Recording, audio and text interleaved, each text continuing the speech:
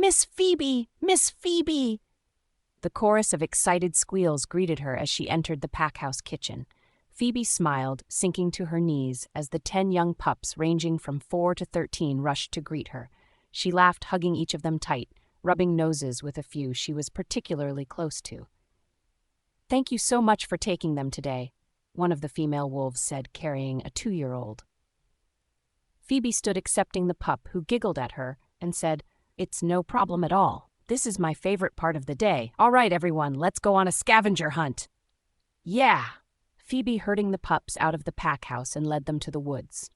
This was how all her days started since her rejection. The Rimrock Pack was located in the southwest of Washington state, about 40 miles from Mount Rainier. Only a few miles to the north was the similarly named town. The town and the pack had been there so long, no one remembered which had been established first. Regardless, the pack used the city for most of their needs, including shopping and schooling, though their pups sometimes had a difficult time adjusting to a human-run school. Pack members who went on to college generally only went as far as Seattle, or, more rarely, Portland. And Phoebe was no exception. Their pack was not overly large, about 400 members, a respectable size, carefully nurtured by their previous alpha. While most pack members lived in the pack house, Phoebe still lived in the small cottage she once shared with her parents. She was not an Omega, but also not one of the high-ranking members. Like the majority of pack members, she was one of the unranked masses, the nameless cogs without which the pack would cease to function. Her parents had been fated mates and also unranked members, though not without their own bit of prestige. Her mother had been head cook and her father the chief groundskeeper in charge of the pack gardens, as well as a tutor for members struggling with their studies, as he was one of the few with a college education. Human beauty standards didn't mean much to wolves, who skewed more toward voluptuous profiles. High-ranking wolves were fit, muscular, and aggressive, whether male or female, especially if they were warriors. The unranked members below them were not quite as extreme muscle-wise, but still physically strong. Below them, Omegas lacked physical prowess and stamina. Though they didn't stand a chance in a fight against a high-ranking wolf, or even most unranked ones, Omegas were still far stronger than humans. As an unranked member, Phoebe was average. She was average height, if somewhat petite by wolf standards. Her form was pleasingly curvy, though her breasts were only B-cup. Like most wolves, she had a mane of thick, musy brown hair that reached just past her shoulders, though her skin was on the pale side. Her only notable physical feature was her silver-gray eyes. Phoebe was average in every way, except her wolf. Wolf spirits usually awakened in their mid to late teens. The more powerful the wolf, the sooner it emerged. Alphas, betas, and some gammas awakened as early as 16, while omegas might awaken as late as their early 20s. Phoebe's wolf awakened when she was 15. Phoebe was in a deep asleep when Mani suddenly woke her up with a bright, "Hello, moonshine!" To say she was surprised was putting it mildly, but Mani proved to be excellent company for a wolf-san siblings. An even greater surprise awaited Phoebe on the first full moon after her 16th birthday. Mani woke her in the dead of night and insisted she go out into the forest behind her parents' cottage. Sleepy and confused, Phoebe nonetheless obeyed her wolf's directives. Once outside, she greeted the rising full moon, only to be racked by a sudden excruciating pain as her joints popped and bones lengthened and realigned. Fur bristled, covering her body as her nose elongated to a muzzle. Mani talked her through the pain, urging her not to resist and to let her wolf spirit take over. After an excruciating hour, Phoebe stood on 4 padded paws. "Shall we see ourselves?" Mani suggested, bringing them to the water's edge of a nearby pond. Looking at their reflection, Phoebe saw a silver-white wolf. Their fur practically glowed in the moonlight with silver-blue eyes that shimmered like water. "We're beautiful." "Yeah, we are. Let's go for a run." Phoebe let her wolf take over. They stretched and sniffed the cold, clean air before rushing off into the woods. It felt good to run, to feel the wind through her fur and fill her lungs. It all ended too soon, and they returned home. Mani talked her through the shift back, and they safely returned to bed before the sun rose. For some reason, Mani insisted on keeping their early shift secret and usually stayed quiet deep in the recesses of Phoebe's mind to avoid others sensing her. Phoebe didn't argue, though. She was confused since the first shift was an important rite of passage for every werewolf. Even more confusing was her wolf's color. Gray was a fairly common color, but Phoebe never heard of a silver wolf. Even Mani was at a loss to explain, or at least unwilling to. Desperate for answers, Phoebe spent long hours in the packhouse library, as well as her father's study, researching werewolf history and silver wolves without any luck, until she found a book of werewolf lore. According to it, silver wolves were even rarer than white wolves. They were wolves of prophecy and considered harbingers of chaos and upheaval. Mani shrugged off the book's description, saying, "You read too much," but refused to give any definitive explanations. It was strange to think her own wolf would keep secrets from her, but without anyone else to consult, Phoebe let it go. She was just happy to have a faithful ally. Phoebe thought her wolf's secretive nature was just to hide its early awakening, but as her 18th birthday approached, Mani showed no signs of revealing herself. As far as others could sense, she was wolfless, which led to some ostracizing and bullying. She didn't particularly mind it, and Mani was amused by the pack's efforts to ridicule them. It was easy to ignore, and she focused on her studies to graduate early and go on to college. She assumed, like most she-wolves, everything would make sense once she found her goddess-given mate. Her parents were fated mates, and she never doubted their love and devotion to one another. It was sweet, and she looked forward to finding her own. Little did she know, reality would be a far cry from her dreams. She met her mate when she was 21 and freshly graduated from college. During her 4 years of study, Phoebe seldom returned to the pack. Her first week home after completing her studies, Phoebe sat in the cottage's porch swing, quietly reading Sense Sensibility, when her mate suddenly appeared. Graham was the son of their alpha and destined to be their future leader, which was why his father sent him overseas to attend the only alpha school in the world. According to Phoebe's father, the school was very exclusive, only accepting the sons and daughters of alphas from the highest-ranking packs.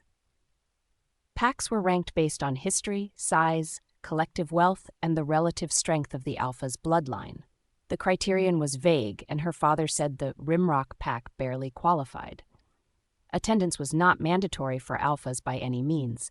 The highest-ranking packs generally avoided it as the tuition was prohibitively expensive and preferred to train their heirs within the pack. But that wasn't to say there weren't advantages. Despite the number of packs spread across the world, werewolf communities tended to be very insular. They seldom interacted with packs outside their immediate neighbors. By attending the school, future alphas and lunas had the opportunity to meet with others far beyond their usual territories and make allies in addition to taking practical classes about running a pack, managing finances, and maintaining pack territory. It also helped them find potential mates, as it was usually difficult for alphas and many betas to find their fated mates within their own packs. According to her father, packs intermingled more in the past, so it was easier for high-ranking pack members to find their goddess-given mates, but as packs became more insular, it became more difficult. While some thought it coincidence, Phoebe couldn't help but think the moon goddess herself was telling her children they needed to change their ways. Since Phoebe graduated early from high school and left for college before her contemporaries, she hadn't had much interaction with their future alpha. From what she saw of him, he was a typical young wolf, ruled by his hormones, carrying on several relationships throughout school, with little regard to attachments. She thought he could use some maturing, as did Mani. When Phoebe heard their young alpha had returned from his studies, she avoided his welcome home party, which devolved into a drunken shamble according to her father, who had to clean it up the next morning. Mani had been quiet all day, so Phoebe hadn't been expecting any dramatic events when she suddenly caught scent of evergreen and chocolate. The combination was pleasant, if not overly stimulating, but she understood what it meant. Looking up, Phoebe found herself staring at her pack's future leader. To say she was surprised to be mated to an alpha was putting it mildly. Mani immediately pressed forward, eager to meet their mate, but almost as quickly receded with a snort, saying, "Don't worry, Phoebe, I'll protect us." "What do you?" Phoebe's internal protest fell silent as she looked again at her mate. His confused frown turned to a cold scowl. She tilted her head to the side, instantly wary. "You're supposed to be my mate?" Graham demanded. "A Luna needs to be strong and tall and beautiful, and you're average," Phoebe said. "Damn straight you are," Graham growled. "And wolfless? Are you kidding me?" Phoebe winced. She understood his confusion, but his outrage was something different. The goddess did not choose their mates randomly. There was reason behind it. Just as their wolf spirits were their center, their mates were their second halves. Only together were they complete. At least that was what her parents taught her. "What is your name?" Graham demanded. "Phoebe Luan," she answered after a moment, already anticipating his next move. "You don't have a wolf, so this won't hurt at all," Graham said as a word of caution. "I, Graham Archer, future alpha of the Rimrock Pack, reject you, Phoebe Luan, as my mate, and Luna." Phoebe leaned forward, whimpering as a sharp pain pierced her chest. Her book fell to the ground as she hugged herself, and a burning sensation spread to her extremities. It felt as if she were being stabbed by hundreds of needles. "Hurry up and accept it, or it will just hurt more," Graham snorted, unhappy with her dramatics. "I, Phoebe Luan, accept your rejection," she managed to gasp. The pain eased to a dull ache similar to heartburn. To her surprise, Graham suddenly bent over, groaning in pain as their bond snapped. Perhaps it was cruel, but she was glad not to be the only one suffering. Slowly straightening, he sneered at her before hurriedly departing. "Mani, are you all right?" "I will be. We will be. The moon goddess loves us. If she loved us, why did she make him our mate? She has her reasons, you'll see." Phoebe thought the worst was over, but another surprise was waiting. 2 weeks after her rejection, Christy arrived with Graham proclaiming her to be his Luna. Their alpha succession and Luna ceremonies were held in tandem at the following full moon. Phoebe dutifully helped with preparations, but declined to attend the actual ceremonies, though attendance was supposedly mandatory so that the pack could swear fealty to their new alpha pair. She managed by faking ill something she never did before. Mani suggested a run, a precaution that proved advantageous when she was suddenly assailed with pain as her mate marked another. Despite the severing of their bond, Phoebe suffered whenever Graham and his chosen mate were together. She hoped that the marking would finally bring an end to the pain, but it continued to linger slowly, dulling over time. Phoebe kept her distance, avoiding the pack house, except when it was absolutely necessary. She knew her parents wondered about this behavior, and probably had an inkling why she did it, but they respected her privacy and did not directly question her. 5 years had passed since then, and Phoebe continued to avoid the pack house. The only difference now was that her parents had passed away, leaving her alone to maintain the cottage and garden. Now, whenever Graham and Christy mated, she only felt a dull ache, and thankfully those times were few and far between. The alpha pair had yet to produce a pup and heir, but that wasn't completely unexpected. Chosen mates were less fertile than fated ones. While a fated pair could easily produce 4 or 5 pups, chosen ones would only have 1 or 2 in the same amount of time. Given that Phoebe felt his betrayal less often, she could only assume the pair didn't mate as often as they used to, making it even more difficult to conceive. Though she wondered about the pack's future stability, it wasn't her place to question their alpha. No one knew she had been his fated mate, and no one would listen to a wolfless, unranked she-wolf anyway. So she focused on what she could do for the pack, namely educating the pack pups. "All right, gather around." Phoebe laughed as the kids swarmed around her. Phoebe carried the 2-year-old on her hip while the others waited for the rules of their game. Sometimes it felt as if the pack treated her as a glorified pup sitter, but she didn't mind, as it allowed her to spend time with them without interference. She used their numerous outings to teach them various bits of practical knowledge. She had brought them to a wide clearing filled with wildflowers. When they arrived, a pair of deer spooked and leaped back into the safety of the forest shadow. It was a promising sign that no one from the pack had sullied the area, so they should have no problem with their scavenger hunt. Piled off to the side were several baskets woven from wild grasses. The pups immediately noticed them and fidgeted with excitement. "Okay, so did everyone bring their herb book?" Phoebe asked, holding up her own. Eagerly, the pups held up their homemade pamphlets they made during their craft project earlier in the week. Taped to each page was a medicinal herb that had been pressed and dried specifically for the application. Each page also included the plant's name and most common uses, written in Phoebe's neat scrawl for the younger pups, while the older pups wrote theirs themselves. Over the last few weeks, they had learned about herbs, how to identify edible plants and poisonous ones, and where to find them. Now it was time to put that information into practical experience. "So today we are going to have a scavenger hunt," Phoebe announced to excited cheers. "As I'm sure you've figured out, we are going to collect herbs. I want you to split into pairs because why?" "Safety first," the pups answered in chorus. "That's right. So in pairs, you will take your baskets and collect as many herbs from your books as you can find," Phoebe said. "I will award special prizes for the most herbs picked, the biggest variety of herbs collected, and for the rarest herb found." The pups bounced on their heels, eager to begin. "Remember to stay in the boundaries of the clearing. Ready? On your marks. Remember our safety rules. Go!" Squealing, the pups darted to the pile of baskets before dispersing through the clearing. Phoebe smiled, cooing at the 2-year-old pup in her arms. He was too young to take part in this event, but he would still benefit from being able to run around in the fresh air. "Miss Phoebe? Miss Phoebe!" She turned as an eager pup hurried up to her, holding a sprig with bright yellow flowers. "Is this wormwood?" "No.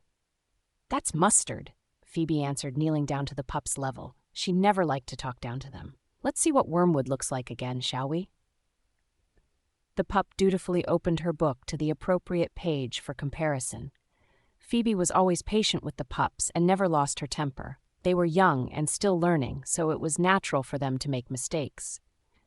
Once the mini-lesson about the difference between the two herbs was over, the pup returned to her brother and continued their hunt. The pups were free to ask her any questions, but she wouldn't help them find the herbs. Phoebe smiled at the young pair. Blake and Emma were brother and sister, born 1 year apart, so they were close. Their parents had also been unranked members of the pack. Their mother was the Alpha's maid, and their father an architect who designed most of the pack house, as well as many of the private homes scattered throughout the territory. Unfortunately, both had been killed in a rogue attack 2 years ago, leaving the pups orphaned. Since then, Phoebe did her best to look after them, taking them shopping for clothes and school supplies, as well as making sure they were included in activities. Orphans could easily be ostracized by other pack members, and that was something Phoebe wanted to avoid. Strong bonds kept a pack together, and she wanted the pups to maintain and cherish those bonds. So far, her efforts seemed to make the difference. The others included the orphaned pair in their games and didn't bully or belittle them for what they lost. After an hour, the pups gathered around her to show their efforts. Phoebe led the group to the pack hospital, where Bridget waited to receive them. Bridget separated out the herbs and gave the pups what appeared to be an impromptu lesson in first aid, demonstrating how some herbs could be used with minimal handling and how to bandage injuries. Like Phoebe, Bridget was on the petite side, though slightly taller than the former. Her hair was a rich chestnut with a hint of an auburn sheen, and her skin a soft tan color, as was usual for werewolves. She had a round, pretty face and a small, pert nose. Bridget was another unranked wolf that kept the pack working. A couple years younger than Phoebe, they met shortly after the latter's rejection. In fact, the young, talented nurse was the only pack member who knew about it. She didn't know who rejected Phoebe, but she knew they were a pack member and assumed they were fairly high-ranked given Phoebe's aversion to the pack house and official ceremonies. As one of the few Phoebe considered a close friend, she often turned to Bridget when she was in need of assistance. Luckily, Bridget was a brilliant herbalist and talented chemist, so she had plenty of practical knowledge to share. Once the demonstration was over, Bridget handed out her homemade lollipops made with medicinal herbs. If one peered through the semi-transparent, jewel-like creation, they would see whole leaves or petals of the herbs used. And now that the lesson was over, the pups could even identify them. The excited pups followed Phoebe back to her cottage, where she handed out their prizes. Praising them for their impressive finds and sheer amount collected, she gave out prizes accordingly. A pair of boys collected the most and received a pair of gloves and a baseball. Surprisingly, Blake and Emma found the greatest variety and received a jug of bubble solution and bubble guns. A young pair of she-wolves found the rarest herb to receive a styling kit with a variety of barrettes and colorful hair extensions. Phoebe always made sure the prizes suited the awardees and their interests. All the pups received large bouncy balls for participating. She was certain the winners would share their special prizes during their daily games.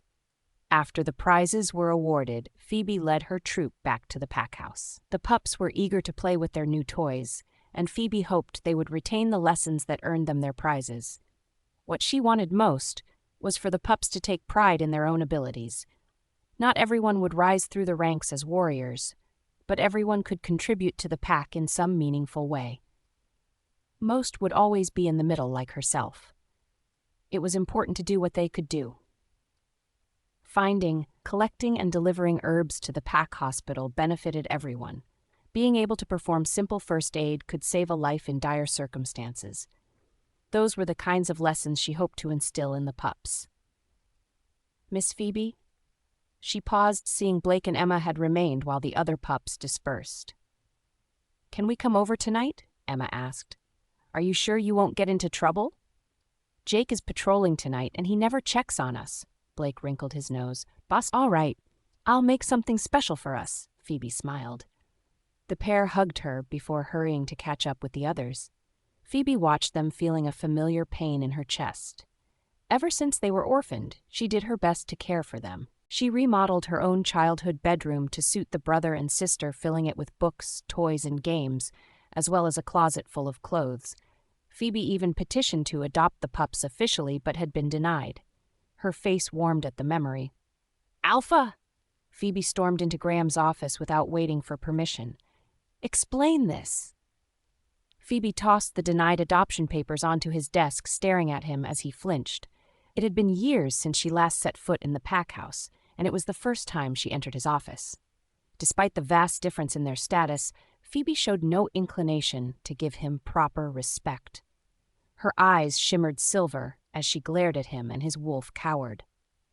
Trying to maintain some semblance of his authority, he looked at the paper she tossed at him, stating, "It seems pretty obvious."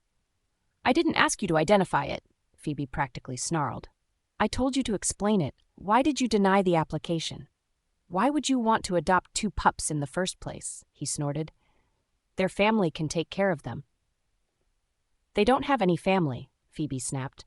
"Their aunt and uncle were killed 3 years ago in a rogue attack. Their grandparents passed the year before that. Their mother was from a different pack."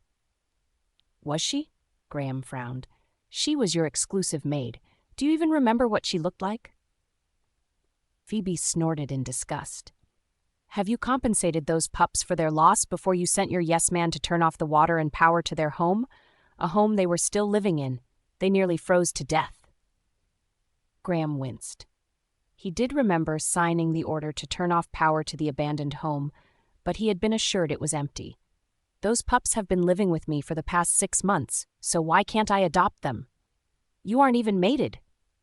"And why is that, I wonder?" Phoebe growled.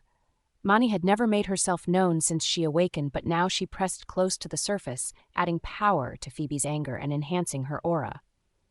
Graham involuntarily shuddered as her anger washed over him. It made his wolf completely withdraw. Feeling his wolf become submissive irritated him. He was alpha and everyone was beneath him, especially a wolfless female. What made it worse was that she was right. He should have been aware the pups' parents were gone and that they had no close relatives within the pack. They should have been placed in appropriate lodgings, and whoever adopted them compensated for raising them. None of that had been done because he hadn't bothered with the paperwork. Compounding the issue was the fact Christy overspent her weekly clothing allowance, and he had to get the money from another part of the pack's finances. "It's not your place to question your alpha."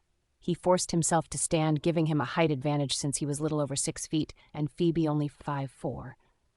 The pups will be taken care of. They don't need you, understand?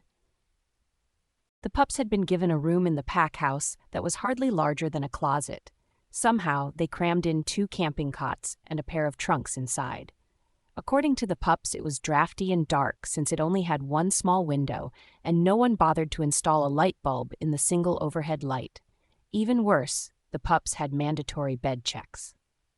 After bedtime, the patrolling security made periodic checks to ensure the pups were actually in bed.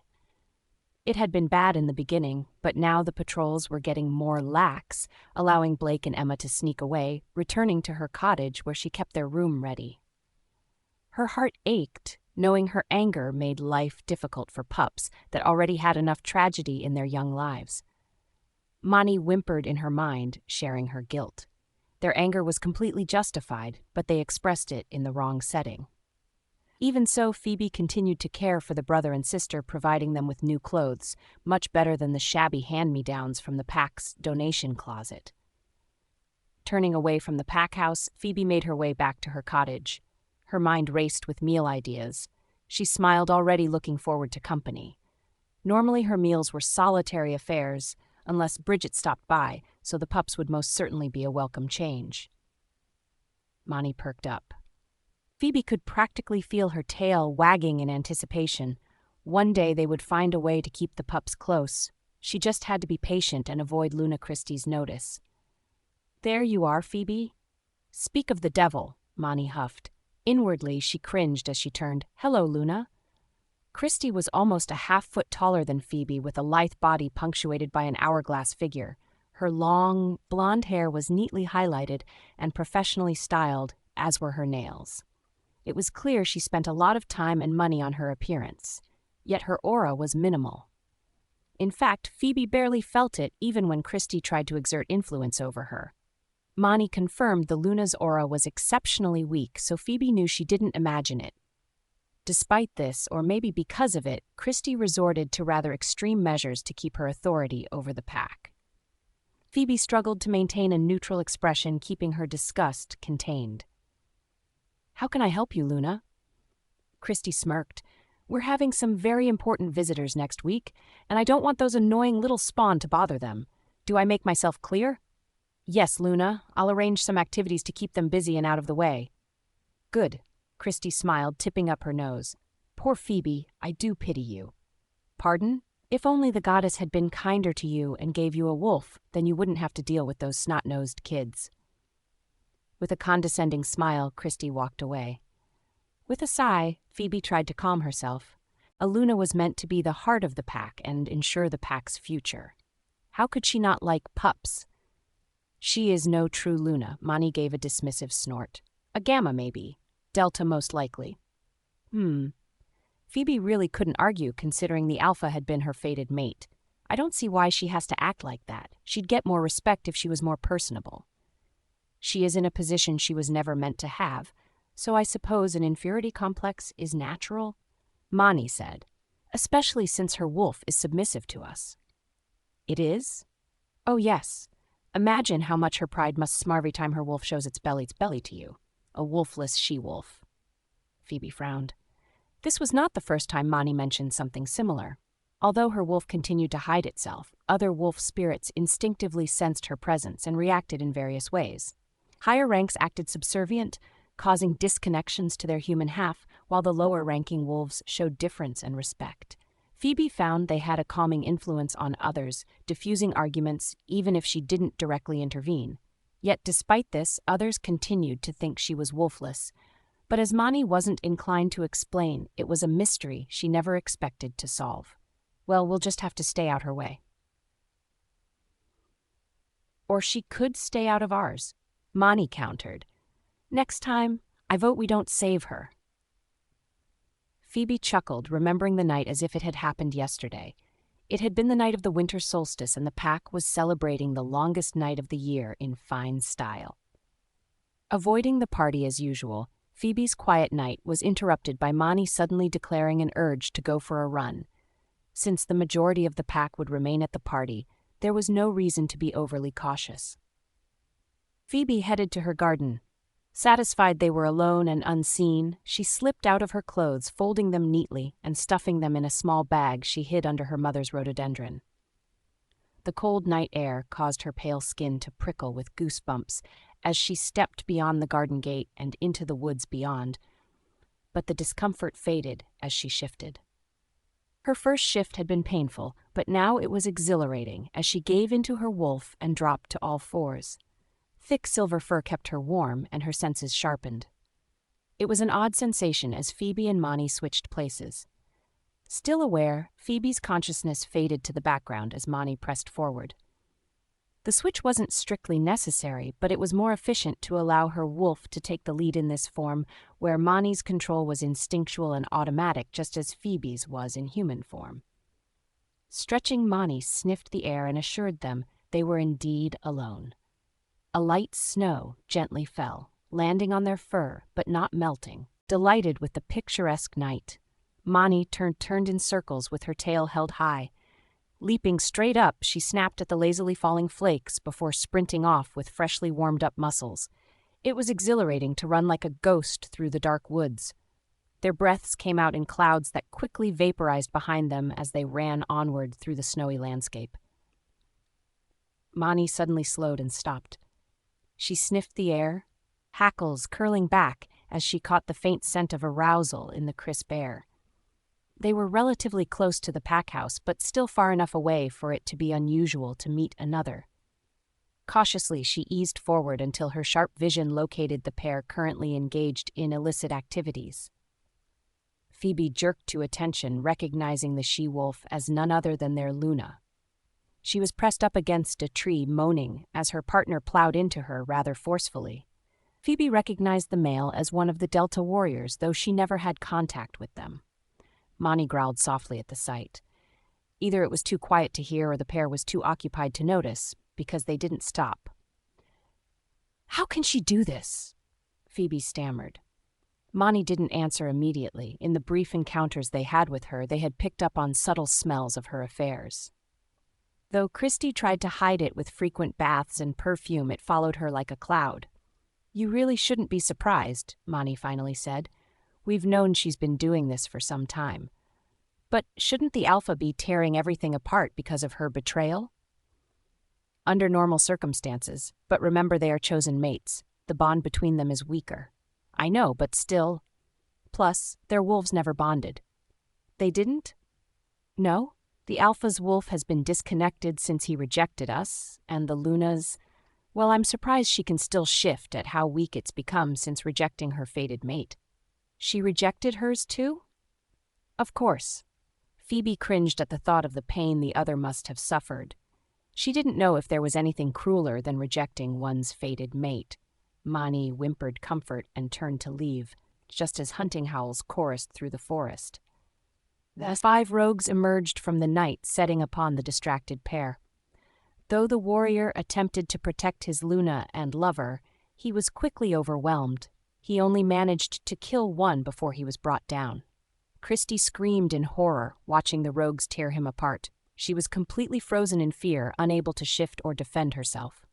Monty briefly considered leaving her to her fate, but a gentle prod from Phoebe resigned the wolf to interfering. Rushing forward, she was on top of them before they even sensed her. Monty leapt, landing on one and breaking its back before attacking another. She sank her teeth into its neck, ripping its throat out. Whirling around, she charged a third, bowling it over and ripping into its belly before darting back into the woods, leaving one for Christy to manage on her own. Angry howls filled the air, signaling the pack warriors were on the way. Christy would only have to handle the remaining rogue for a few minutes. Monty raced through the woods with unmatched speed, quickly distancing them from the fight. Once clear, she rolled in the snow to remove any traces of blood from her coat before heading home. She took a long, meandering route back to avoid pursuit. Phoebe quickly dressed before heading inside. Locking the door, she turned off the lights before going to the shower to wash away any lingering scent of the rogues, then headed to bed as the hunting howls continued to echo through the territory. "Jace! Earth to Jace! Hey, wake up!" Jason jolted awake, grumbling as his beta playfully swatted him. They had known each other since they were pups, so there was no need for formality between them when they were alone. Yawning, Jason stretched in the passenger seat and looked out the window at the same scene that had surrounded them the past several hundred miles. "Where are we?"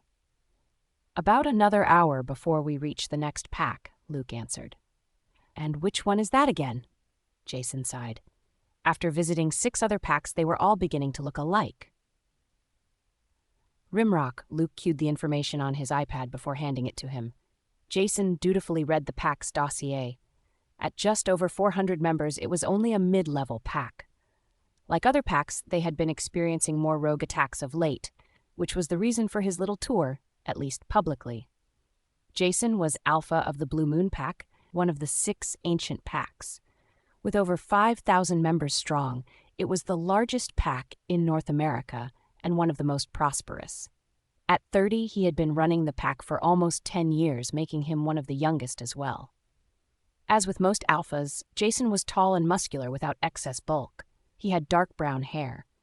His chin was usually softened by a trim goatee, but due to the tight travel schedule, he had a bit more stumble as of late. There was very little his sharp brown eyes missed. Others characterized him as a hard-ass, but those who knew him knew he was quite amicable, witty, and charming despite his growing despondency. His wolf spirit had awakened early, a testament to the sheer power contained within it.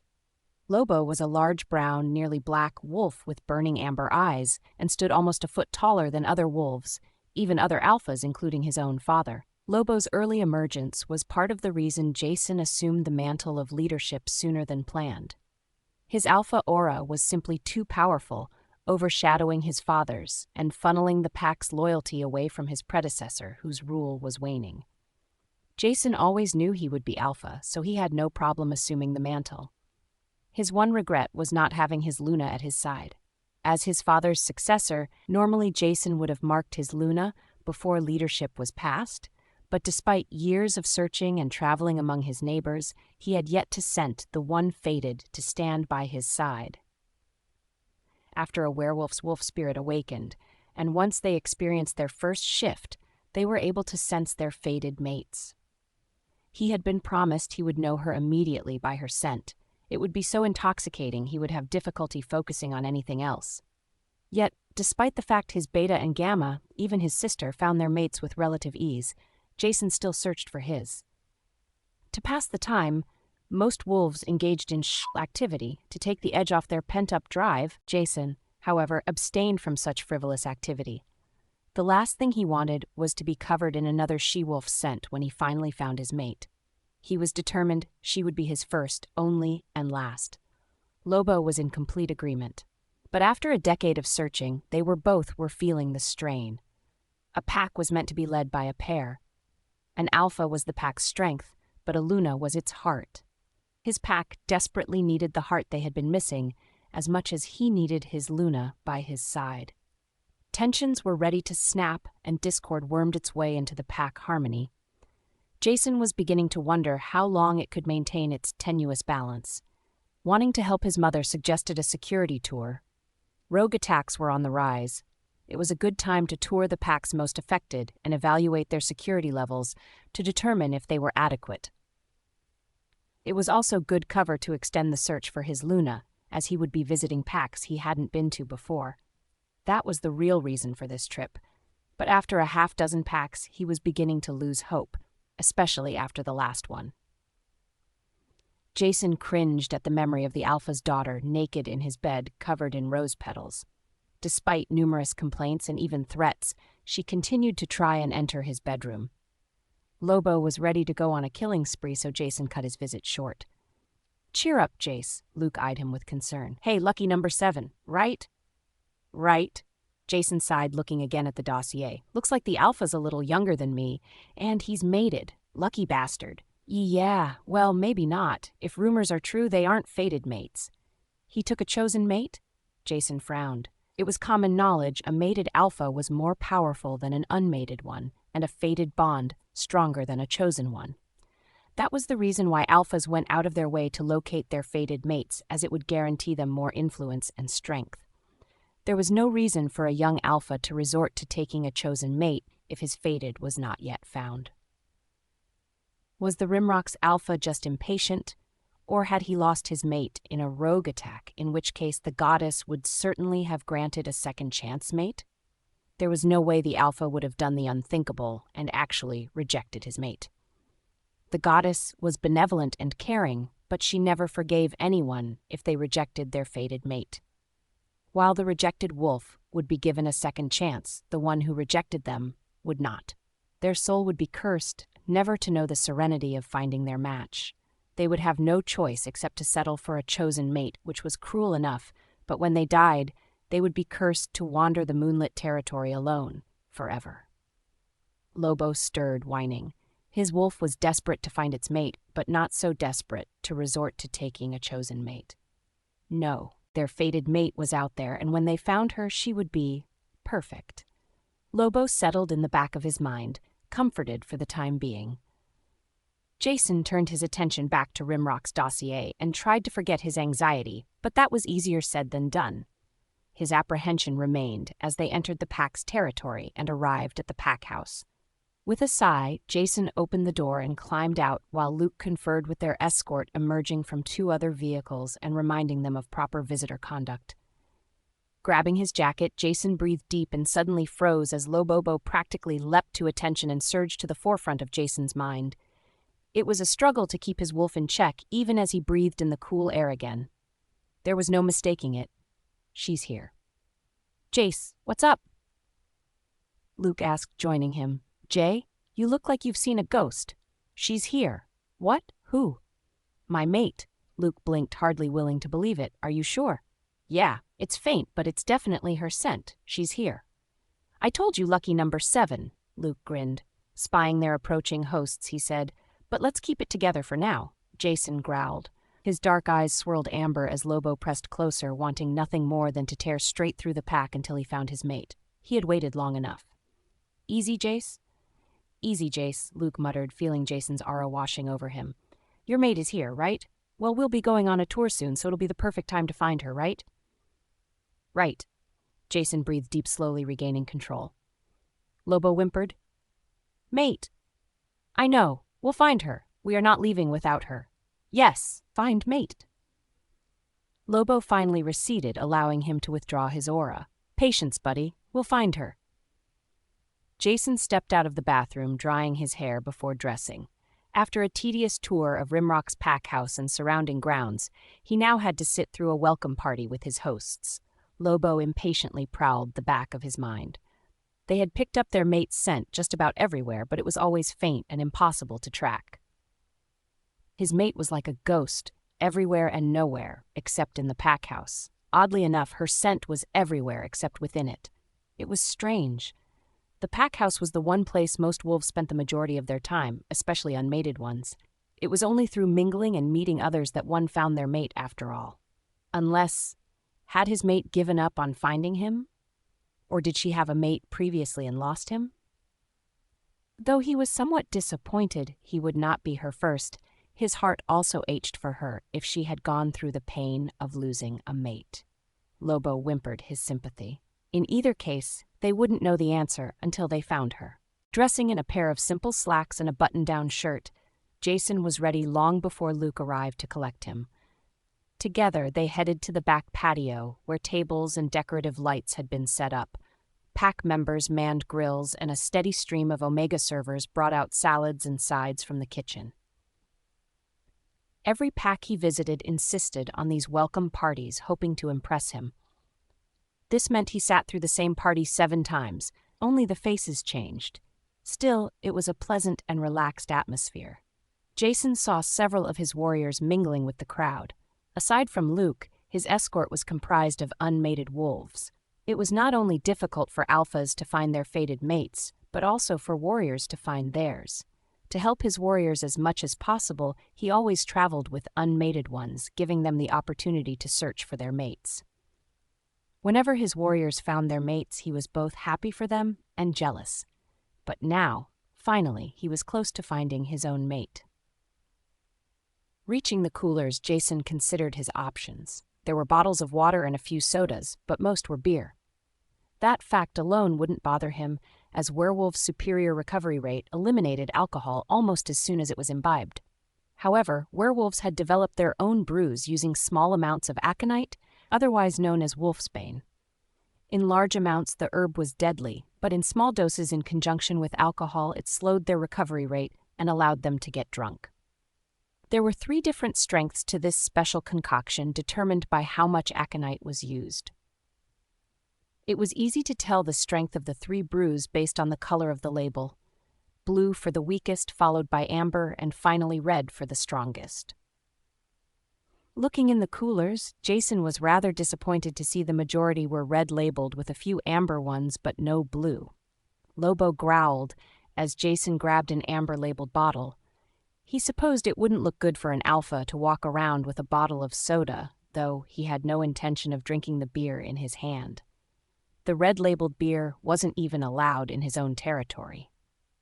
Greeting nervous pack members, he made his way to his host, who held one of the red-labeled bottles with 2 empty ones on the table in front of him. Jason was careful to keep his expression neutral. Lobo hated it when Jason imbibed aconite beer, as it caused some pain to their wolf spirits and weakened their connection. Jason wondered if Alpha Graham could even feel his wolf anymore after 3. Luke joined Jason, shooting him a glance, seeing their host's growing stock of empty bottles. No doubt the beta was thinking the same thing he was. They didn't have a problem with someone kicking back and relaxing, but that didn't mean there wasn't a need for self-control. Alpha Jason, Luna Christy greeted sauntering toward him in a rather short skirt and a blouse so tight she was practically bursting out of it. She sidled close to him, fondling his arm and making his skin crawl. "How do you like our little party?" "It's nice to see the whole pack together," Jason agreed, gritting his teeth, trying to control Lobo, who wanted nothing more than to rip out her throat as she stroked his arm. "I'm sure it's far below what you're used to." Luna Christy smiled, batting her eyes. "You're from an ancient pack, so this must be quaint." Jason's brow furrowed, trying to figure out if she was complimenting his pack or insulting her own. A pup brushed past them, chasing her brother. He chuckled at the pup's excitement. Tonight must feel like a festival. Beside him, Luna Christy practically snarled, "Where is that useless, wolfless girl? These spawn are her responsibility." Jason frowned. A Luna was the heart and soul of her pack and the one who secured its future. As such, Lunas were particularly maternal, treating all pups like their own. He recalled the rumors Luke mentioned during the drive. Though it was far from proof, he found it hard to believe she was a true Luna. "Finally!" Luna Christy exclaimed, moving away, much to his relief. Jason sighed as the night breeze cleared away her overwhelming perfume. A new scent reached him, far more intoxicating than any artificial odor. It was a mix of sage and lilac and made Lobo practically roll onto his back. "Mate! Mate is here!" Jason turned into the breeze and watched as a petite she-wolf stepped onto the patio. She was rather pale for a werewolf, but her hair was a mane of rich walnut brown. Her clothing was simple: turtleneck, denim jacket, and jeans that hugged her small frame and teased him with what lay underneath. But it was her eyes that captivated him. Her gaze shimmered silver in the moonlight like captured slivers of the moon itself. Jason broke into a sweat, his hands went clammy and his throat constricted at the vision in front of him. After a decade of searching, he finally found her, and she was perfect. Lobo practically bounced off the walls of his mind. Their mate was here, Miss Phoebe! An excited squeal erupted from the crowd as several pups emerged from the crowd. They ran up his mate like moths drawn to a flame. A dazzling smile warmed her face as she knelt, embracing the first little she-wolf who reached her. They rubbed noses in a familiar gesture usually reserved for mates or between mothers and their pups. Another she-wolf approached, carrying a 2-year-old, handing off the pup to Jason's mate. She accepted the pup with open arms. The pup didn't show the least amount of stress as its mother gave it to another. It was clear the pup was used to these handoffs and contentedly clung to his mate, who tenderly nuzzled him. "Phoebe. Her name is Phoebe." "Yes, Phoebe." Lobo happily whined, eager to learn the name of her wolf. "I thought I told you I didn't want to see these heathens while we had guests," Luna Christy snapped as she neared Phoebe, surrounded by pups. Phoebe bowed her head. "Sorry, Luna. It won't happen again." It better not. I won't have our guests' night ruined by these spawn. Of course, Luna. Come along, pups. Phoebe herded the little ones inside the pack house and out of view. Jace, you okay? Jason's hair bristled as he tried to calm his wolf. Easy. How dare she talk to Mate like that? I'll rip her throat out. Lobo growled. Easy, let's be smart about this. Jason frowned. It wasn't right for his mate to bow to any wolf, Luna or no. Christy's attitude had been rubbing him the wrong way since his arrival, and now he had a hard time controlling his disgust. Jason never heard of a Luna who hated pups or treated them with such contempt, chosen or not. As his mate disappeared inside, Jason struggled to suppress his urge to follow. He searched for her for so long he wanted to keep her within his sight at all times. But he was the guest of honor and could hardly leave without drawing notice. He had to handle this situation carefully. Alphas were very protective of their territory, and there was protocol to follow for a wolf to transfer packs, though no one would prevent an alpha from claiming his rightful mate. Mate, come home with us, Lobo growled. Jace, what's wrong? Luke's voice finally cut in. My mate, that was her. You mean the one who took the pups inside? Phoebe. Her name is Phoebe. What do you want to do? Go inside and watch her for me, please. Sure, don't worry, she'll be safe. Keep me updated, I want to know everything. Yeah, it'll be like you were there yourself. Jason suppressed a growl. He wanted nothing more than to be at her side, but something told him not to reveal his hand too soon to his hosts. There was something off about them that went beyond simple chosen mates. What was that about? Jason casually asked as Christy returned. Oh, nothing. Just a little trouble with the staff, she smiled. Staff? Yeah, poor wolfless Phoebe. Minding those little heathens is all she is good for. Jason raised an eyebrow looking at Graham for insight as the latter downed the rest of his beer. With a belch, Graham set down the now empty bottle with the others before demanding another from the nearest pack member. A new bottle soon replaced the last, and he didn't hesitate to drink deeply from it, despite the fact his wolf had to be suffering. Jason warily eyed his hosts. Something was very, very wrong with these two. While Jason was too prominent a figure to slip away, Luke had no such issue, quietly returning to the pack house. Entering the dining hall, the echoes of laughter directed him to a small room off from the kitchen. This room, unlike the dining hall, was plastered with the children's artwork and educational posters from their lessons. It made the room cozy, unlike the sterile atmosphere of the larger room. The same sense of unease that made Jason wary of their hosts also piqued Luke's mind. Packs thrived on their pups, which were literally their future. It was unnatural to hide them away like some dirty secret. Not wanting to disturb the little group, Luke stood near the door out of sight, peeking around the corner to keep an eye on his pack's Luna. She was average height, standing only a little over 5 feet, but more concerning was the fact she seemed thin. Luke didn't recall seeing her at lunch, and now he wondered if she was getting proper meals. Wolves tended to have a higher metabolism than humans, so it was important they consumed enough calories or else they would rapidly lose condition, especially if they shifted often. She also seemed paler than normal, though she could also have a naturally lighter complexion. Luke knew wolves from certain parts of Europe and the East Coast tended to be paler than those on the West. Her hair was a mane of rich chestnut with a healthy sheen, and her smile was warm, causing her eyes to shimmer from gray to silver. It could also be her wolf hovering close to the surface, though he never heard of a wolf with silver eyes. Most had brown or amber. The pups quickly took their seats at a long table laden with colorful paper, glitter glue, markers, sequins, buttons, and string. In front of the younger pups, the paper had been cut into star shapes with rows of plastic bins full of different craft supplies so they could color and decorate their stars as they wished. The older pups were given plain paper squares. Once they were seated, Phoebe demonstrated how to fold the paper square into an origami star once they finished decorating it. The older pups colored their paper, folded it, and if they chose, Phoebe would spray the finished project with adhesive, and they could sprinkle glitter over it for the final touch. Attaching strings to the finished projects, Phoebe climbed up on a step stool to hang the stars from the ceiling, much to the pups' delight.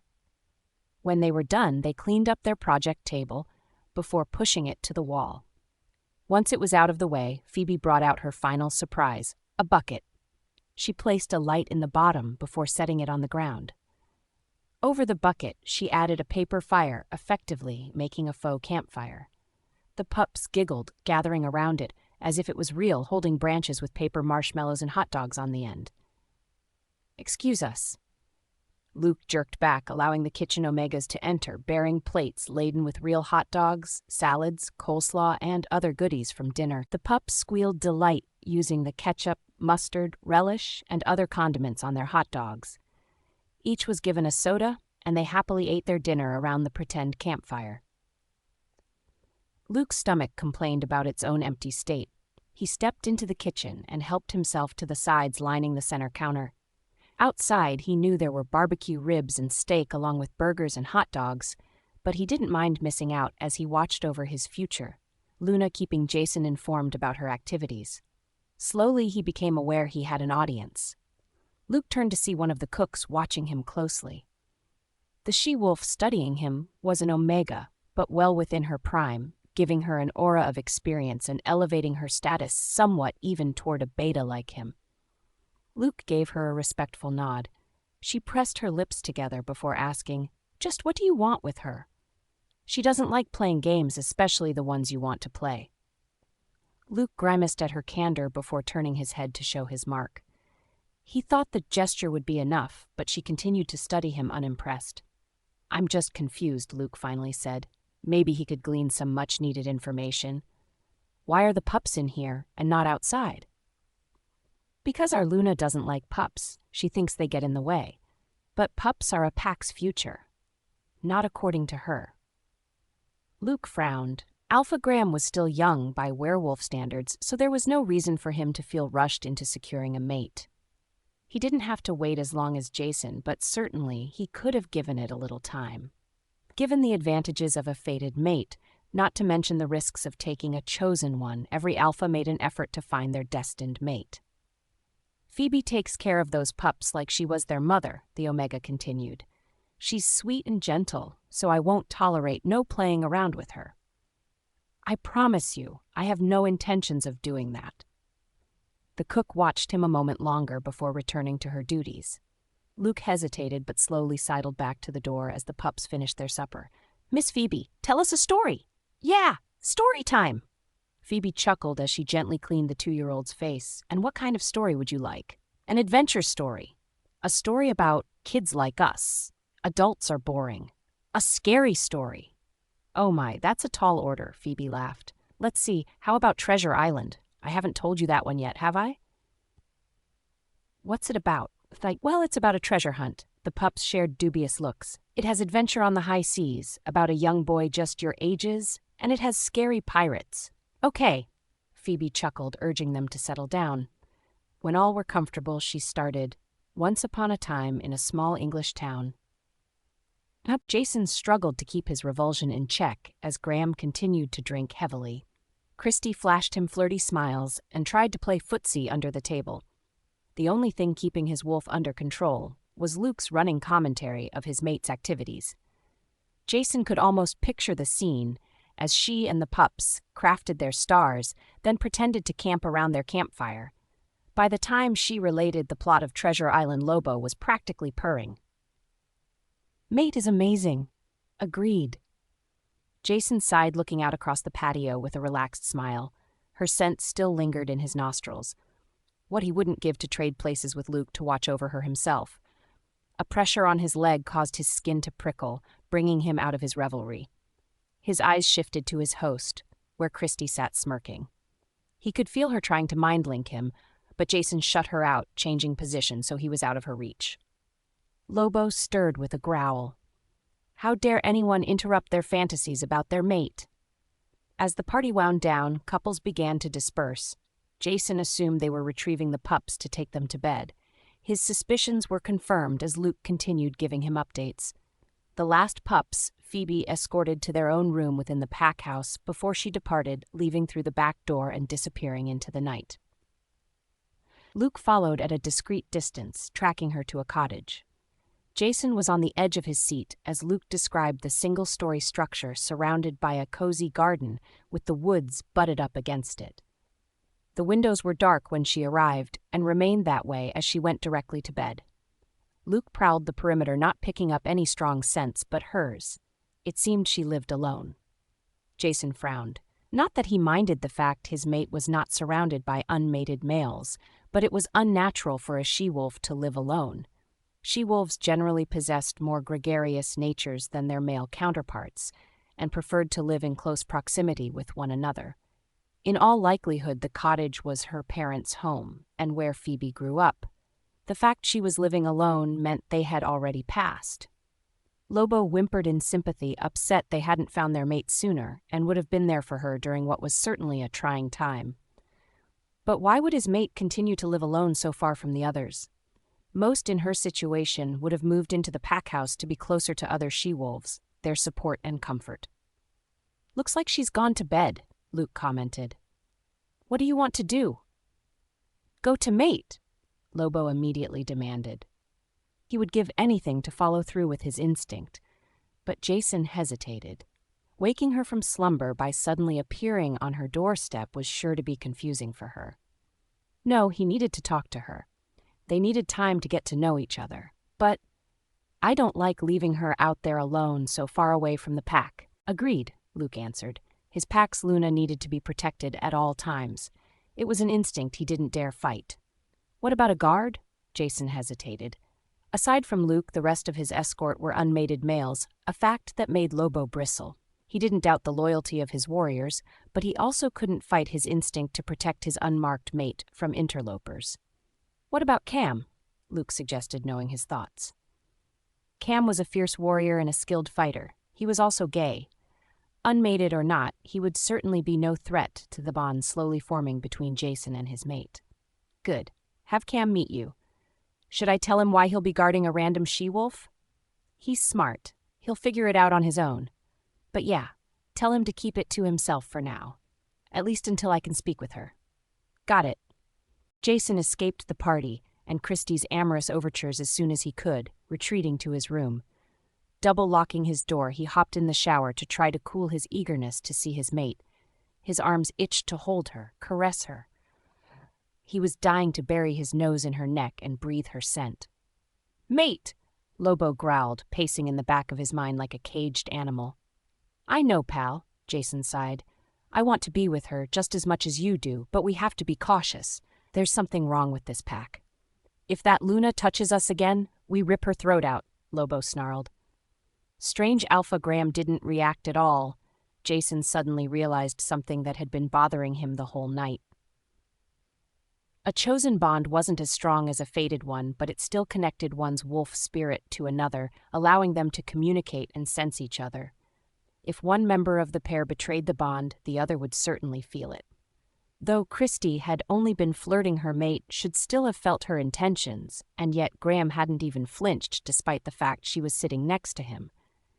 Then again, he had been drinking quite heavily, so perhaps he couldn't sense his wolf through the haze. Or was he drinking to deliberately suppress his wolf and dull the ache of his mate's betrayal? Jason couldn't decide which scenario was more disturbing.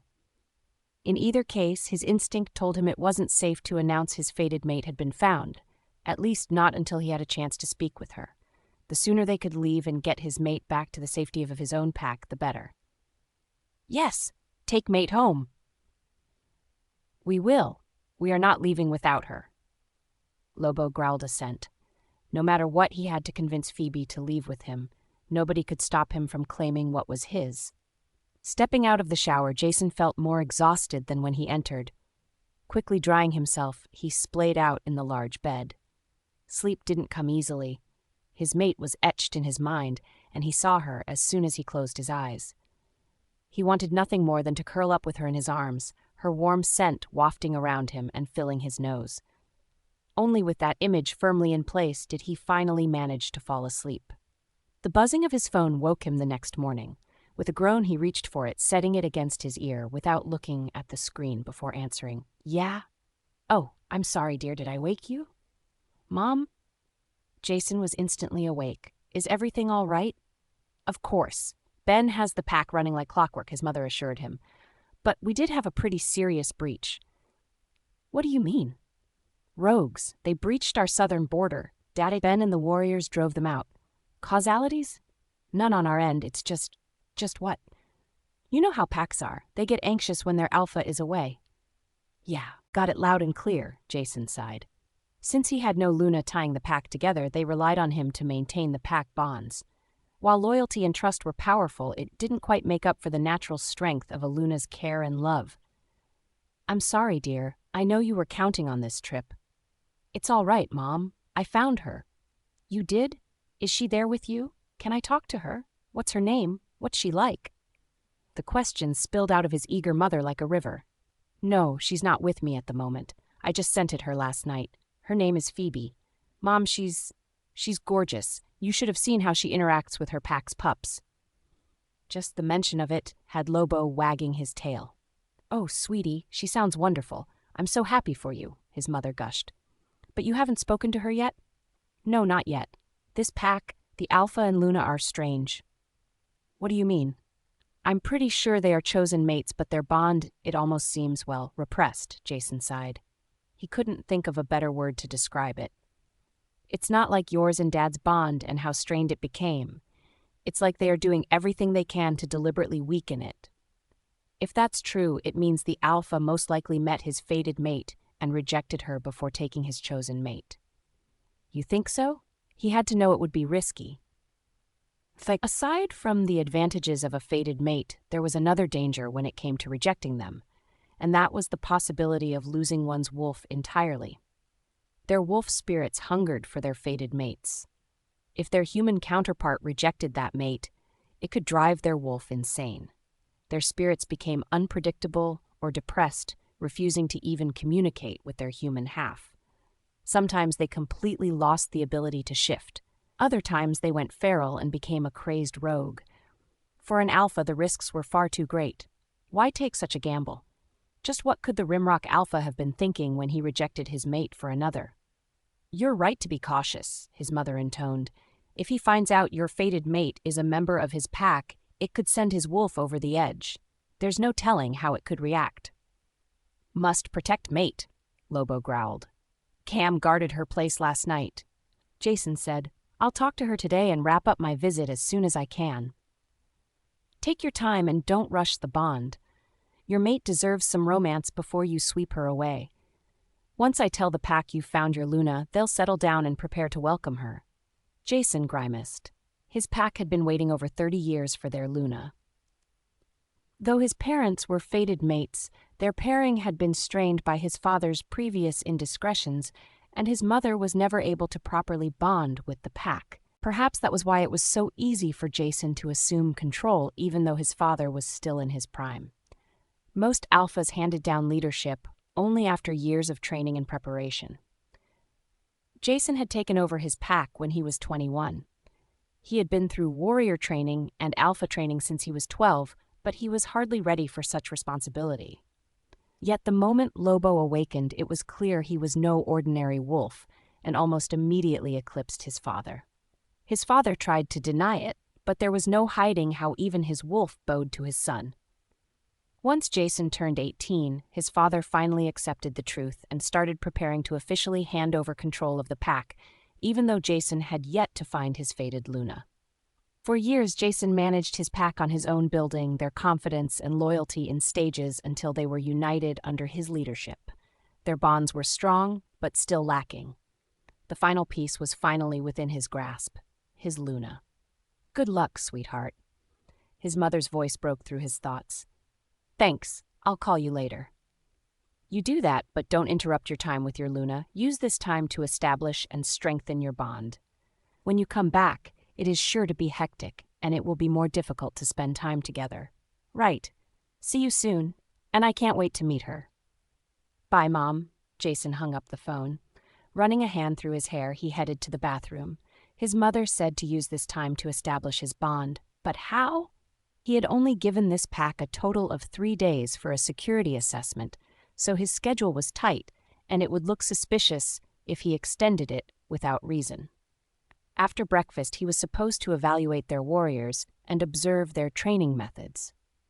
The full schedule hadn't bothered him at the other packs, but now he realized how little time he had to simply mingle with the rest of the pack.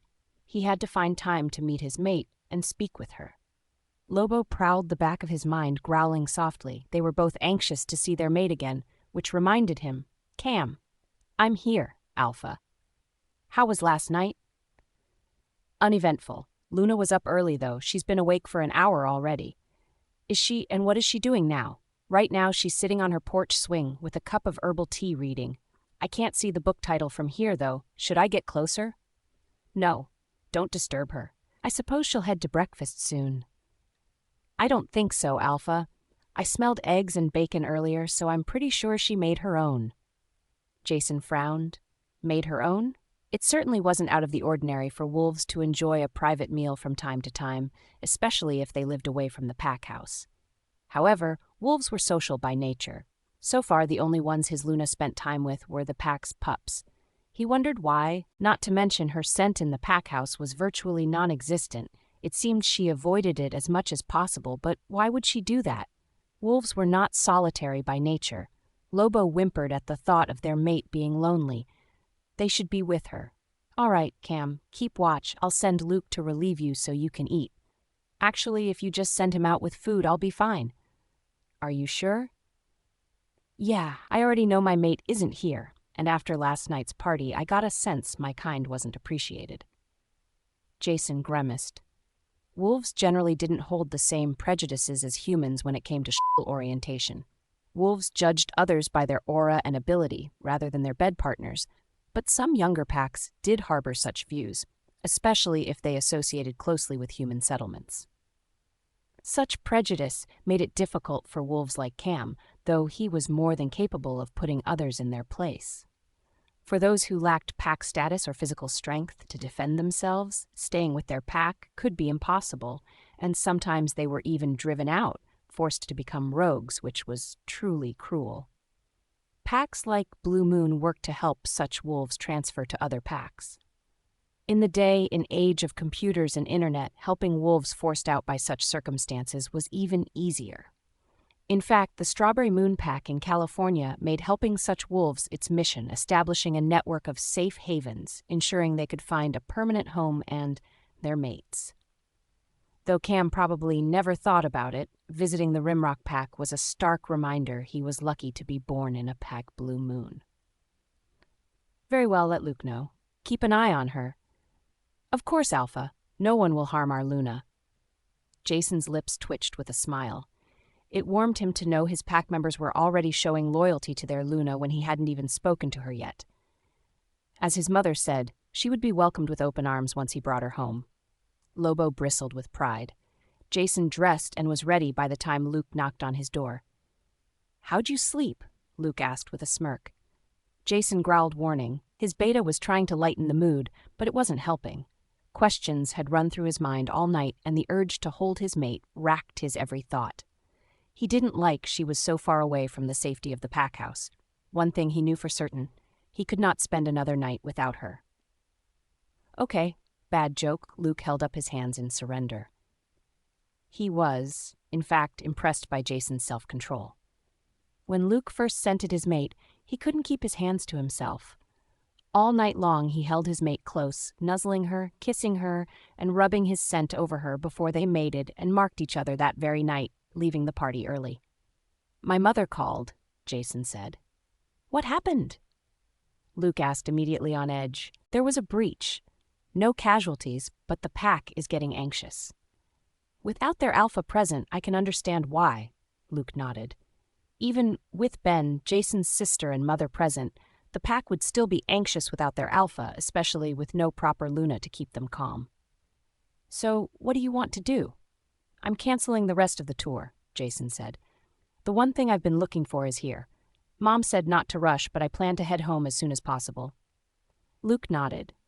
Jason took the safety of his pack very seriously, so it didn't surprise him that they would drop the rest of their schedule.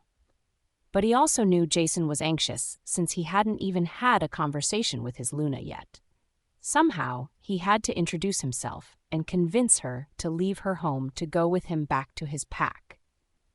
Normally, if a newly mated pair came from different packs, they would discuss which pack they wanted to join. But in this case, there could be no discussion. Jason couldn't simply stop being alpha.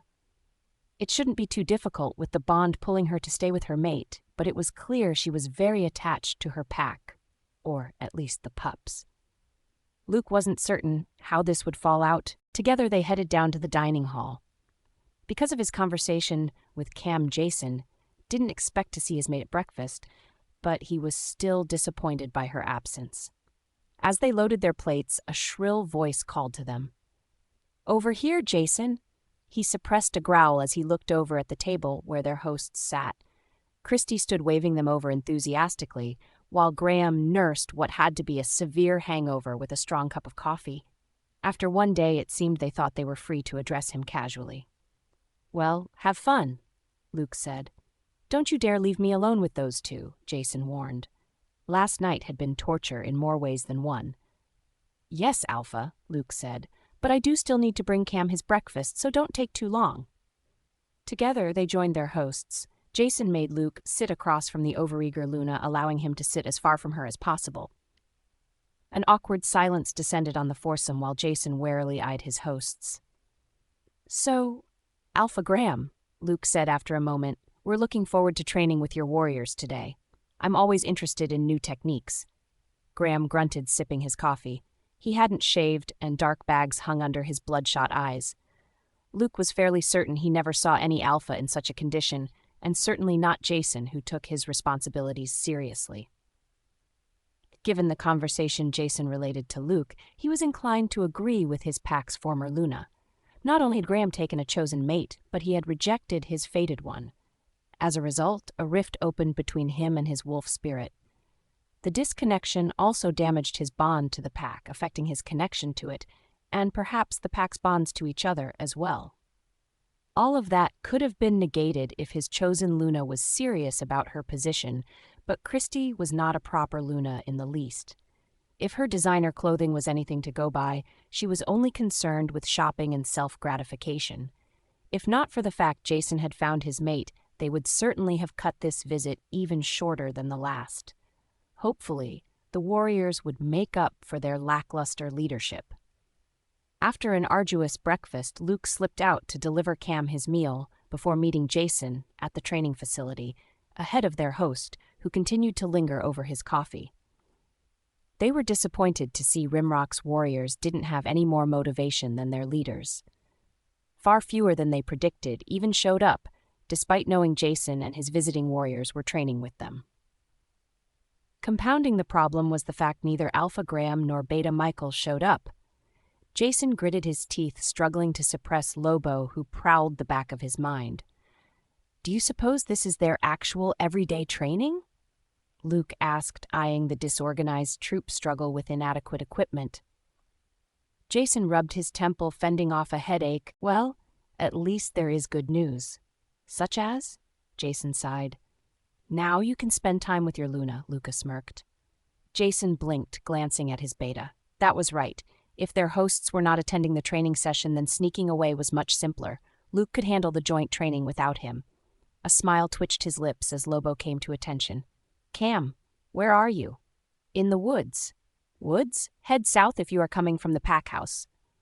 Giving Luke a silent nod, Jason slipped away and headed in the direction Cam indicated. The nature of his bond with his pack members made it easy to locate them. Entering the woods, he stuck to trails and eventually reached Cam standing just off of it. "Cam, where?" "Up ahead," Cam nodded.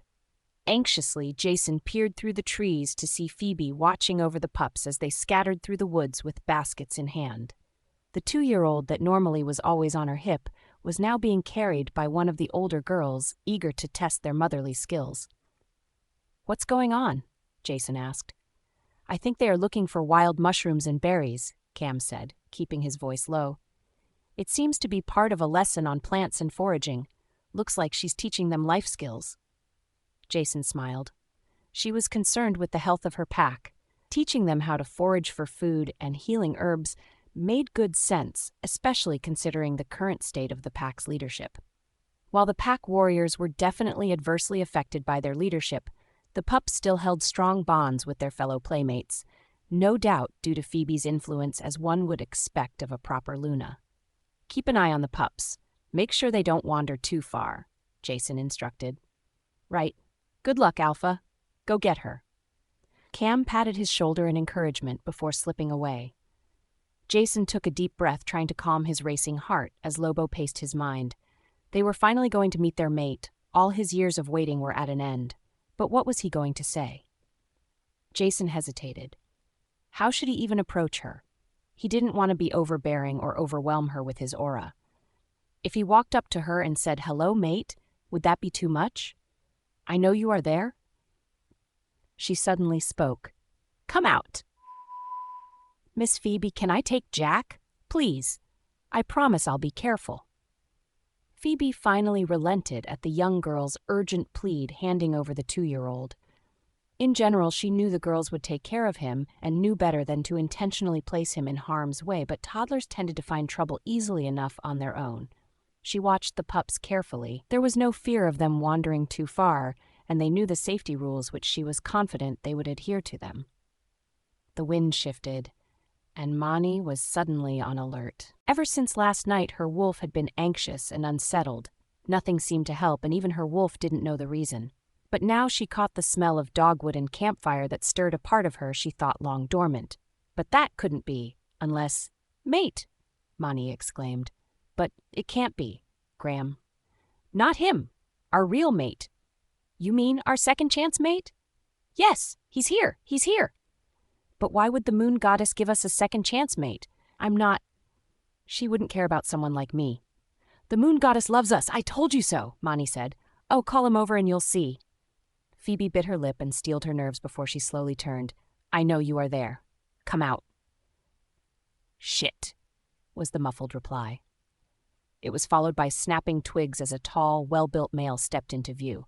An undeniable alpha aura washed over her. Like most males, he sported a trim goatee and a bit of a 5 o'clock shadow.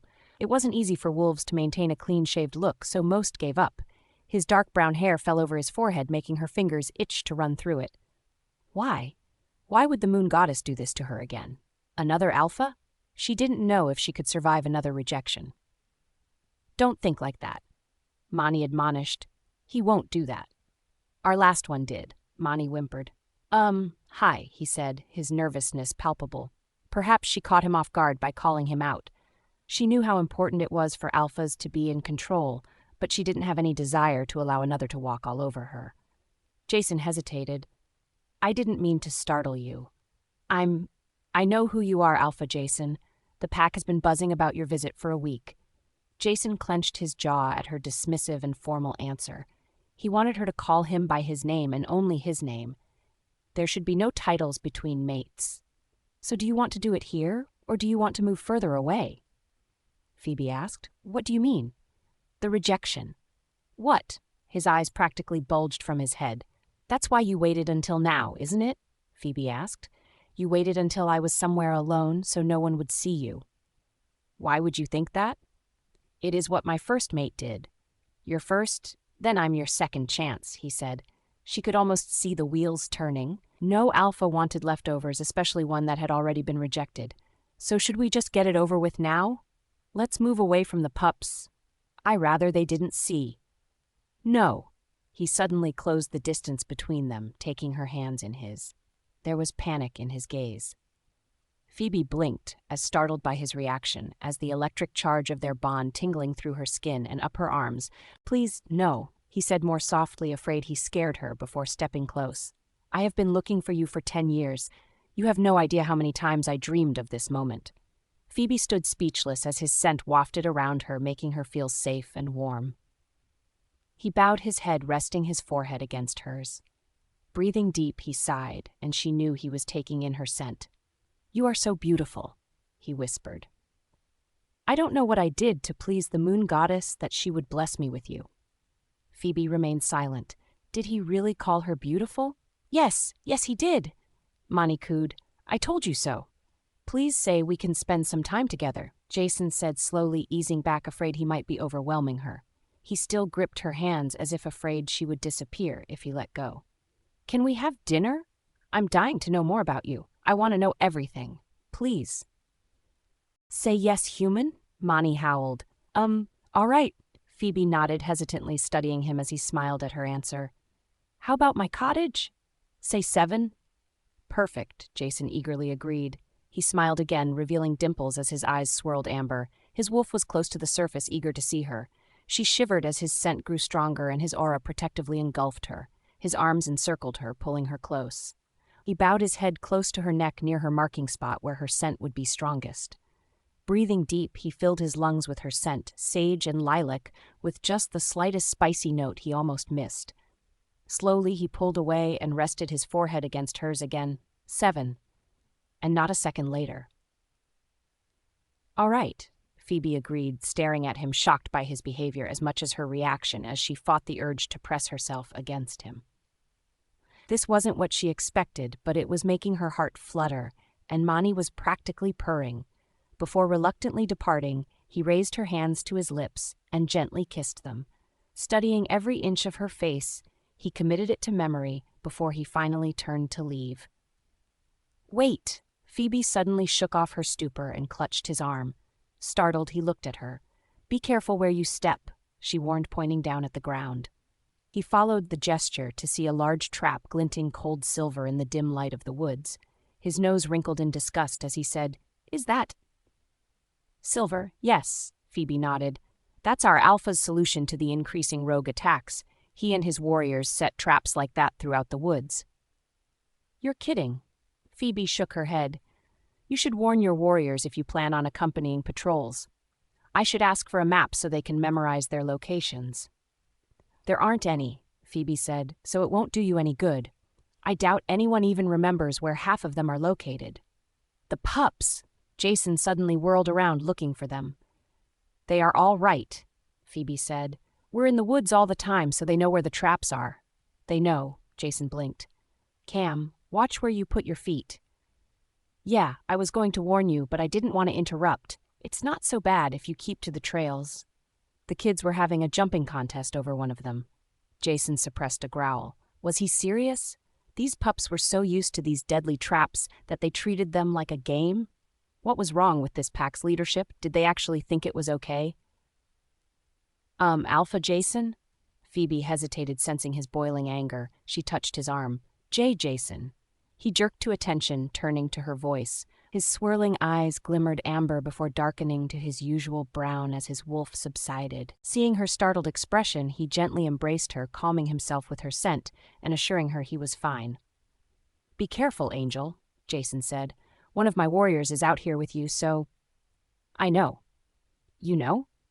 "Well, yeah. Him and your beta last night," Phoebe nodded. "I figured he was doing some sort of security check when he followed me from the pack house last night."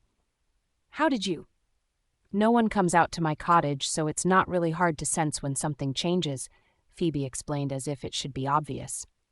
Jason looked at her, blinked, then broke out into a laugh. Wait until Luke heard his stealth counted for nothing with their new Luna. Phoebe thought he would be mad with her confession, but surprisingly, he broke out into another broad smile that brought out his dimples as he chuckled and pulled her close so they stood forehead to forehead. "You are amazing." He backed off slowly and kissed her forehead. "His name is Cam. Call him if anything happens. He can contact me directly if you need me, so don't hesitate. I'll drop whatever I'm doing. All right?" "Okay," Phoebe nodded. Reluctantly, he released her and headed back the way he came, carefully skirting the trap. Phoebe watched him go with a mixture of emotions. Her heart hammered in her head. His scent lingered in the air, making her shiver with longing, suddenly feeling cold and wanting his warm body next to hers. What was wrong with her?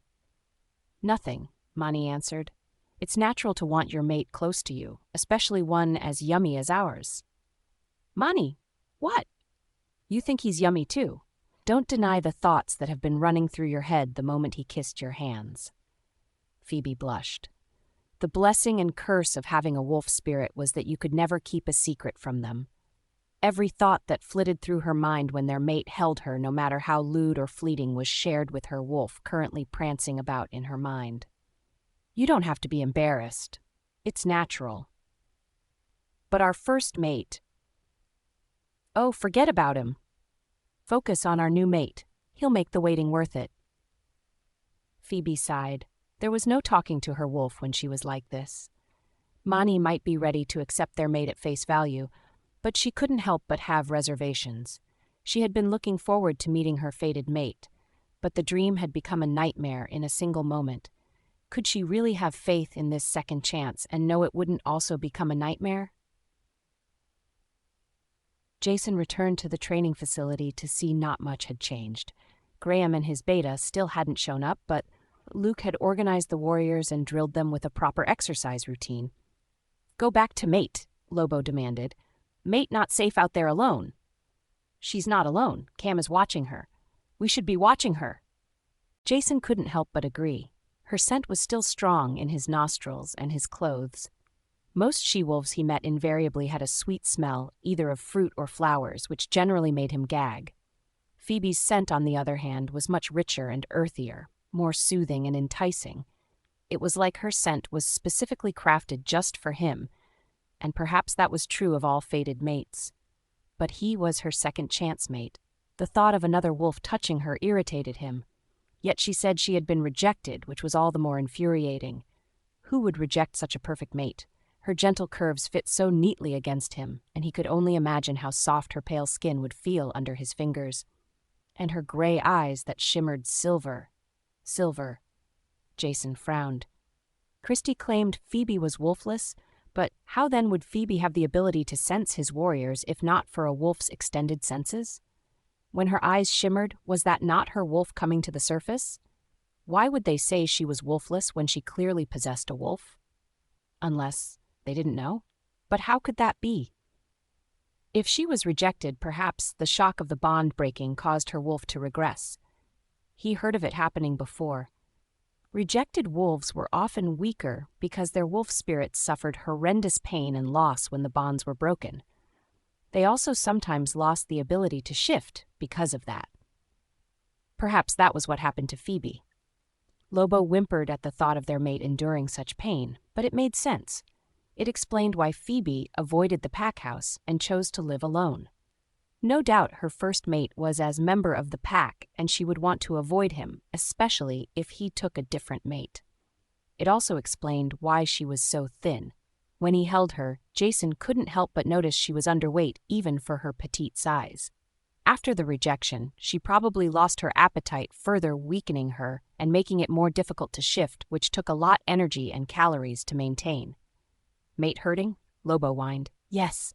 But not anymore. It stops with us. Yes, we make mate feel protected and loved. Jason grinned. He and his wolf were in full agreement. They would erase every bad memory their mate suffered one by one. Someone looks happy, Luke commented. And by your smell, I take it the talk went well? We're having dinner tonight. Jason couldn't wipe the smile from his face if he wanted to. At her place. Luke smirked. Given how long Jason waited for his mate, he was certainly entitled to enjoy this moment. In fact, Luke was a little jealous. His own mate was a horrible cook, but the thought of enjoying a meal cooked by one's mate was very appealing. If he had any skill in the kitchen, he would treat his mate to a meal as a surprise.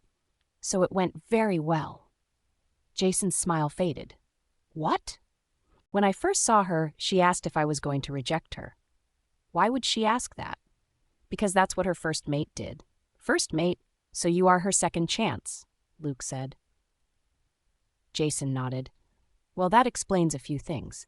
Like Jason, Luke now understood why Phoebe avoided the pack house and lived alone. Depression and loss of appetite wasn't uncommon for rejected wolves, especially if their mate betrayed the bond after the rejection. But it also meant Jason had his work cut out for him. Wolves who suffered rejection were often reluctant to commit to their second chance mate, afraid of being hurt again. In such cases, their mate had to work twice as hard to earn their trust and win their hearts. Luke knew Jason was up to the task. Hopefully, he had enough time before they headed back to their pack. Well, good luck. Not that you need it. Thanks. Jason grimaced. Though Luke seemed confident, Jason was not so sure.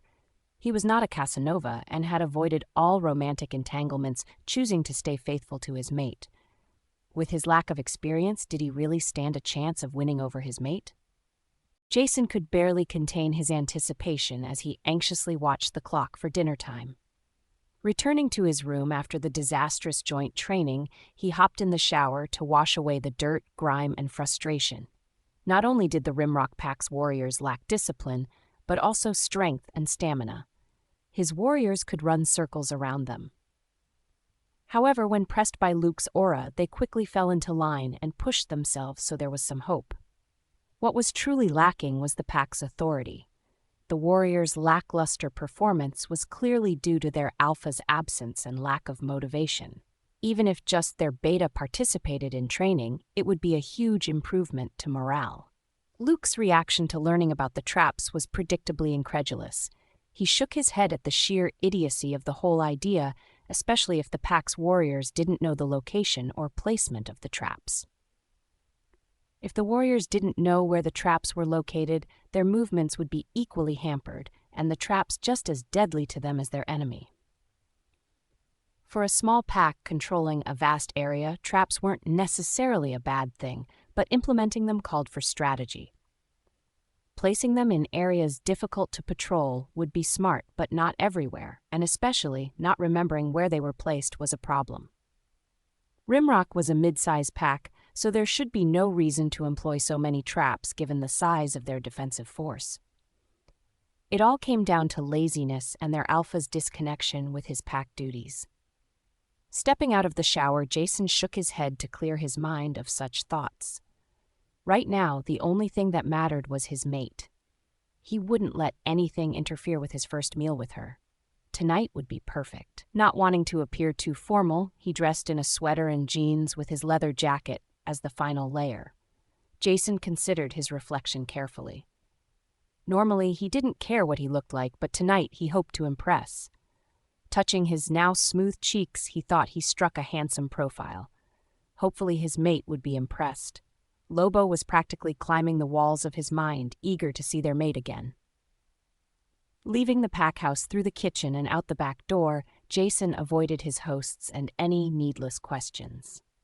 Luke already had a prepared excuse for his absence, blaming the recent rogue attacks for an emergency call home. Following Luke's directions, as well as using Cam as a guide, Jason had little trouble finding Phoebe's cottage. As his beta described, it was a neat little structure, making a cozy home tucked into the woods and surrounded by a garden teeming with herbs.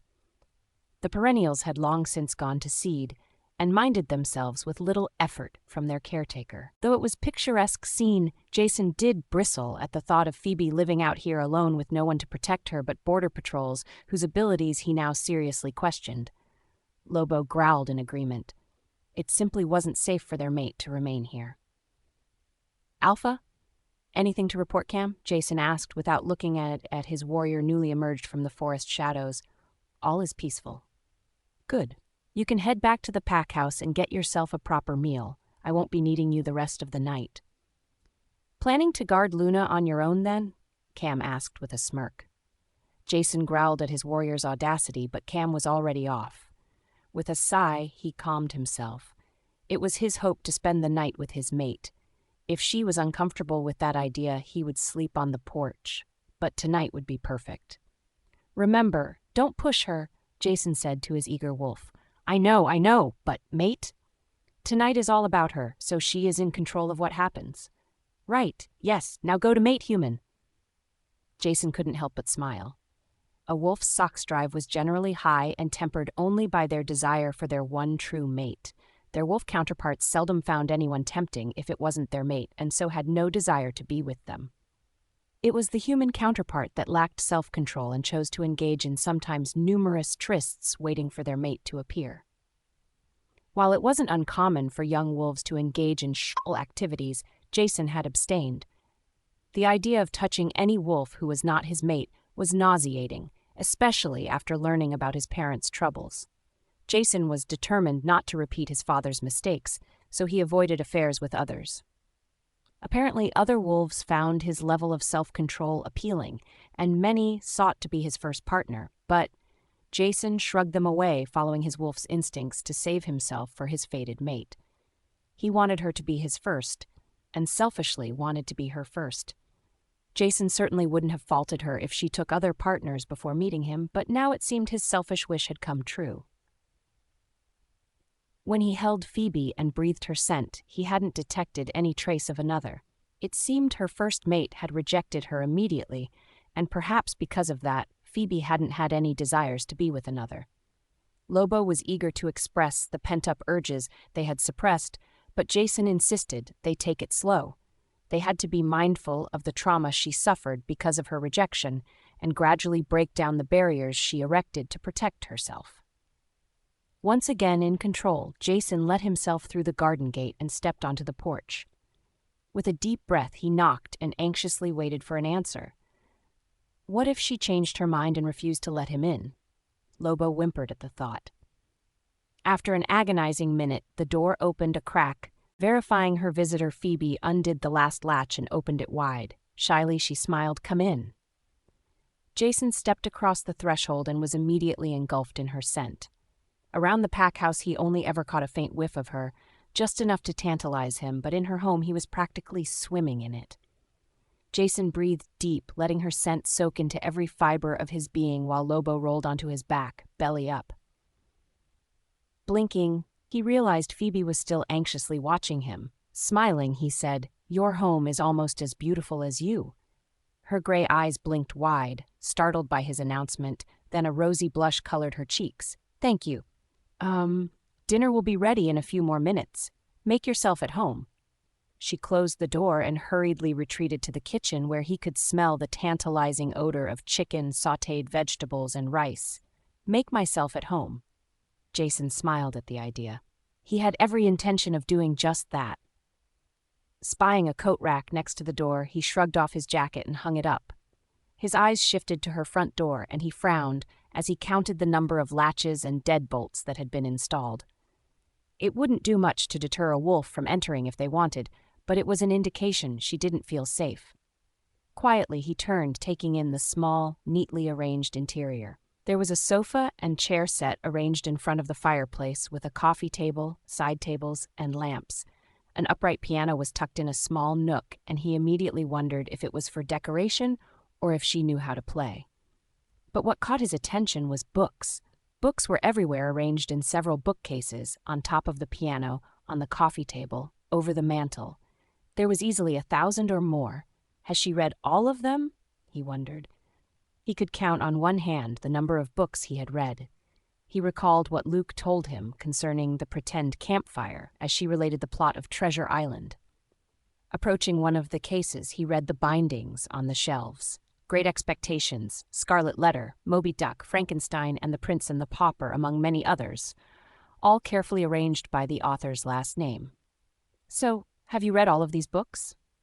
he asked, taking one from its place and paging through it. "No, over half, yes," Phoebe answered. "My father used to read to me every night, a couple chapters at a time, until I was 7 or 8, I think. After that, I read on my own. We used to debate different aspects of the plot or the characters over the dinner table." Jason smiled at the thought of a little Phoebe curled up in her father's lap as he read to her. Putting the book back in place, he quietly wandered to the mantel, where he found a framed family photo nestled among the books. Handling it with care, he studied the faces of her parents. Phoebe looked a lot like her mother, with a few characteristics from her father, though neither of them possessed her gray eyes. It was clear they were a tight-knit family group. He frowned. Her parents seemed older than he would have guessed. Werewolves in general aged slower than humans, often appearing no older than their 30s, well into their 60s or 70s, but Phoebe's parents already showed some gray and fine lines around their eyes. "Dinner's ready." Setting aside the picture, Jason walked back to the kitchen. A small, round table sat in front of a bay window, with 2 place settings arranged across from each other. The kitchen was small but not cramped, with everything carefully arranged for function. As he watched, Phoebe plated chicken breasts on top of a mound of rice with vegetables on the side. She brought them to the table, setting them down before heading to the refrigerator. "I don't have any wine. I hope milk is all right." "Milk is fine," he agreed, though he would have agreed to anything, as she poured 2 glasses before returning to the table. With a nervous smile, she gestured to his chair. Have a seat." Jason stepped into the kitchen, taking her chair and helping her to sit. When she was comfortable, he carefully moved his place setting so that he sat beside her rather than across before he took his own seat. Phoebe blushed but remained silent as he surveyed his meal. Tantalizing smells of herbs and oil made his mouth water as he studied a meal that was certainly camera-worthy. Having been the victim of his sister's cooking in the past, Jason was pleasantly surprised by the skill Phoebe demonstrated with this one meal. "It looks fantastic," he smiled. "Are you a master chef?" Phoebe blushed and chuckled.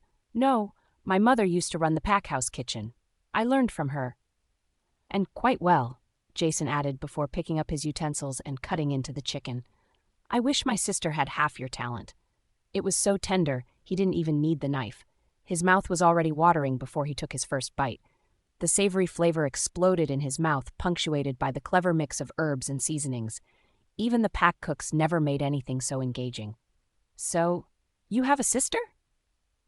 Phoebe asked by way of conversation as she cut into her own meal. "Yes, Lucille. She's a few years younger than me and already mated," Jason said through mouthfuls. "My gamma and one of my best friends was her fated mate.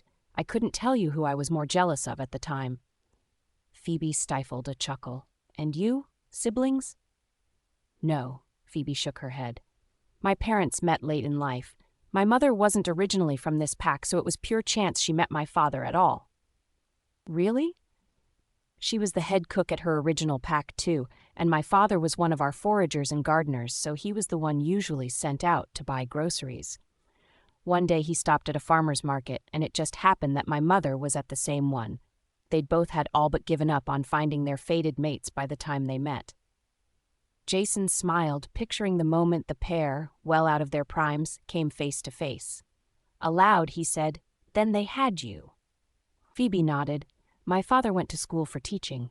He was something of a scholar and the pack tutor." "Next, you're going to tell me he was an expert piano player." "No, that was my mother. She loved music." "Amazing." Phoebe shrugged. "Is it? I mean, my parents were unranked pack members, just nameless cogs in the machine." Jason grimaced at the description, but it wasn't wrong. The majority of pack members were unranked, existing somewhere between the Delta Warriors and low-ranked Omegas that did the majority of the grunt work. While Delta Warriors could advance to Gamma Fighters over time, other pack members had little hope of advancement unless they were lucky to find a mate in the higher ranks. "So you learned to cook and music from your mother and garden and read from your father?" Phoebe nodded. "I went to college after high school for my teaching degree. I guess that's why I decided to look after the pups. I make up lessons for them. Keep them busy and out of everyone's way, especially Luna Christy." Jason grimaced. "She doesn't seem to like pups in the slightest." Phoebe shook her head. Christy had a short temper, and there were many in the pack that bore scars from incurring her wrath. Phoebe was determined to spare the pups by keeping them away from their unpredictable Luna. "So you went to college?" Phoebe nodded. "That's amazing," Jason said.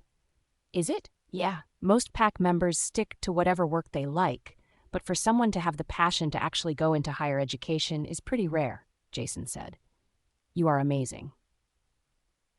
Phoebe blushed at his compliment, making him wonder if anyone had ever expressed appreciation for her skill and dedication before. He, for one, would never stop being impressed by everything she accomplished. They took turns talking about themselves as the meal continued. After dinner, they moved to the living room and sat across from each other on the love seat.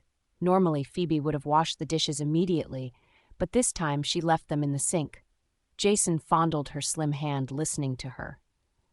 "My mother passed away shortly after I graduated. She got sick and just never recovered." Jason frowned, but it wasn't an unusual fate for aging wolves. While their healing abilities slowed the aging process, it didn't stop it. Their regenerative abilities worked better against injury rather than disease. "My father only lasted another year or so," Phoebe continued, "but he was never the same." Jason nodded. That was also not unusual. It was not easy to overcome the breaking of mate bond regardless of how.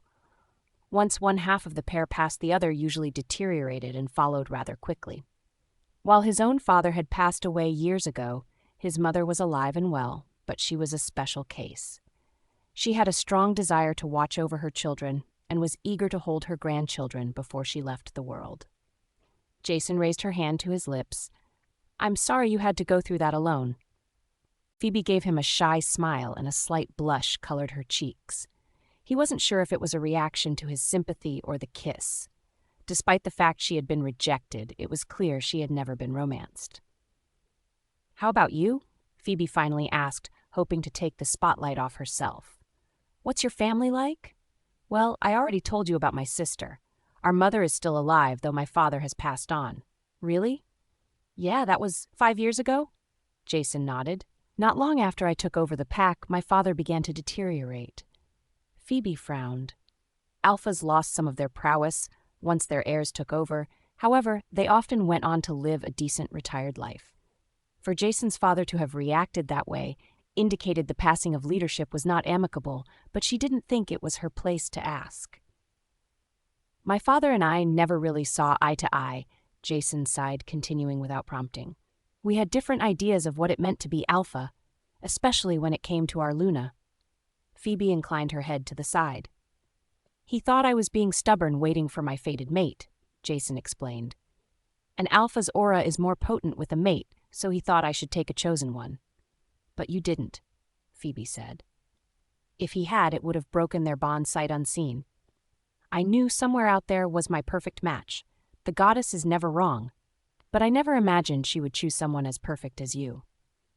Phoebe's blush deepened. She looked away, her gray eyes shimmering silver, her brow furrowed as if having an internal debate. Biting her lip, she slowly looked back at him. Her gaze still shimmered with her indecision.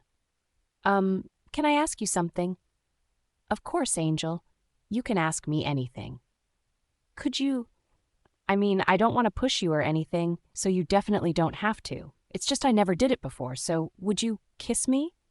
Phoebe's blush deepened further until she was nearly as red as a beet. Jason blinked, surprised at the candor of her request, but a smile warmed his expression as Lobo perked up from his near-comatose state. His wolf pressed forward, and Jason struggled to keep him in check. As eager as they both were, he refused to overwhelm Phoebe so soon. Leaning forward, he closed the gap between them. Gently, he pulled her close before tilting her chin and pressed their lips together. Her lips were soft, pliable as he tasted her for the first time. A soft moan escaped her, encouraging him to deepen the kiss, pressing for entry.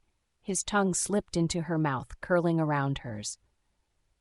He pulled away slowly, breathing deep as they sat forehead to forehead. His heart was racing, and desires he had laid dormant stirred. He waited so long, every part of him screamed to claim his mate, but he didn't want to scare her. He wanted her willing and ready. "How was that, Angel?" Jason hoarsely whispered. "It was the best first kiss ever," she answered. He rubbed noses with her, certain he couldn't remove the smile from his face if he tried. "I'll make sure all your firsts are just as good." Phoebe blushed as the implication of his promise ran through her mind. Her body shivered with eagerness, but she wasn't ready. "Jason." "Shh. Whenever you're ready, Angel," he assured her. "I'm here." She shivered. It was all so new to her. No one treated her with such consideration or attention. Was it wrong for her to hope it never ended? "Angel." Can I stay?" Phoebe blinked, pulling away from him. Her heart raced. It was difficult to fight the urge to scream, yes, but did she dare say it? She had already invited him into her home and allowed him this close. What if he suddenly turned on her? A rejection would be 10 times more painful now that she allowed him in. Mani whimpered, though she insisted this time would different. Even she shuddered at the idea of suffering such pain again. What if he tried something she wasn't ready for? "Just to sleep," Jason suddenly said, sensing her internal debate. "I promise, I won't try anything. I don't think I can sleep knowing you are out here alone, unprotected. I'll sleep on the porch if that's what you want." "Oh, he's so cute when he begs," Mani cooed. "Let him stay. And don't you dare make him sleep outside. We'll sleep better too." "All right," Phoebe finally said. She was going to trust her wolf. He smiled, letting out a relieved sigh as Lobo turned circles. They were going to spend the night with their mate. Jason struggled to control their eagerness as a hesitant Phoebe stood and led them further into the cottage. At the back of the cottage, a short hallway terminated in a small bathroom. On either side was a door leading to a bedroom. To his left was the master bedroom with a full-sized bed and suitably antique furniture, probably over 100 years old, though no doubt new when originally purchased. Phoebe immediately disappeared inside, returning to the door to shove a bundle of clothes at him, indicating the bathroom, before closing the door. Jason fought his wolf's disappointment, but he hadn't expected anything different. It was too soon for her to be comfortable changing in front of him. Sheepishly, he retreated to the bathroom to look what she gave him to discover a plain white t-shirt and flannel pants. Jason smirked. Like most wolves, he preferred sleeping nude, but he understood why Phoebe wanted a few layers between them. Jason leaned over the sink, running cold water to splash over his face, both to calm him and cool his ardor. "Luke, I'm here. You've been quiet all night. I assumed it was going well. So, I'll be sleeping here. So it's going very well." Jason fought to suppress a growl. "It's not what you think. Like hell, it's almost impossible for one to sleep without your mate once you find them. Anything to report?" "Only that the Alpha and Luna here are getting more annoying. The Beta isn't bad, but I know. He seems to be aware of what is going on, but he lacks the authority to keep the Alpha in line or override him, and he's still unmated." "Yeah, if he was mated, it would definitely give his aura a boost, and if it was his fated mate, it might even push him over the top. Did they buy your excuse for my absence?" "To be honest, I don't know if Alpha Graham even heard me, but Luna Christy was disappointed." Jason grimaced. "Don't worry about it. Just focus on your mate." "Gladly."